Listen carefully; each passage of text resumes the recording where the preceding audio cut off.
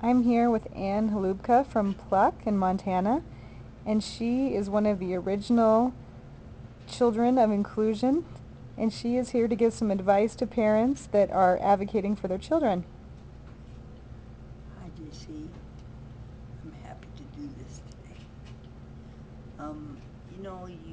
You asked me what kind of advice you would give to parents, and I think the thing I was very proud of my parents because they advocated for me, but they did not get lost in me. I was not the only child in the family. I was one of three. So they kept the balance pretty good between my brother and my younger sister and myself most of the time, and they were pretty good at being insistent sometimes or standing up for my rights without being defensive or abrasive. That's the hardest part sometimes. You like to tell people to get out of your way in some pretty colorful language, but it's much better to say, "Excuse me, and would you mind opening the door for me, please?" That kind of thing. Um, I think you can continue to say, "Is that right? Is that fair? Am I getting a fair break for my child?" Without saying, uh, "You have to do it my way." I think you just have to be persistent.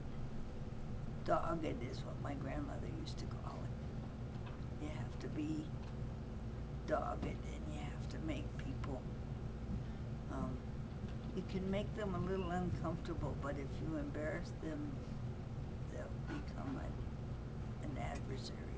We have enough problems without adversaries, I think. Does that help? That's great. Anything else you'd like to say about your experience? You know, What about learning how to be a self-advocate?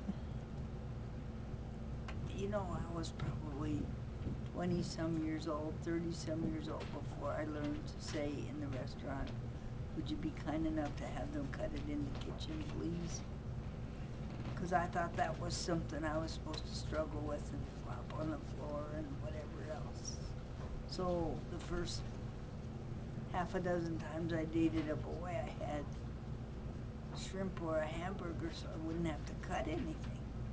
And then I figured out I had rights I could eat just like everybody else, but I could learn to ask for it in a kind and generous way. And then I found out that people also learn to remember and say, "Would you like us to cut it?"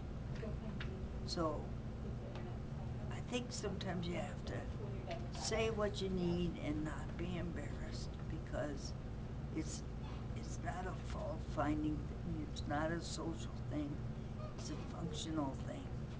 But the other thing you need to do is not be rude about it either. Everybody has a place, you, me, and everybody else. Thank you. You're welcome.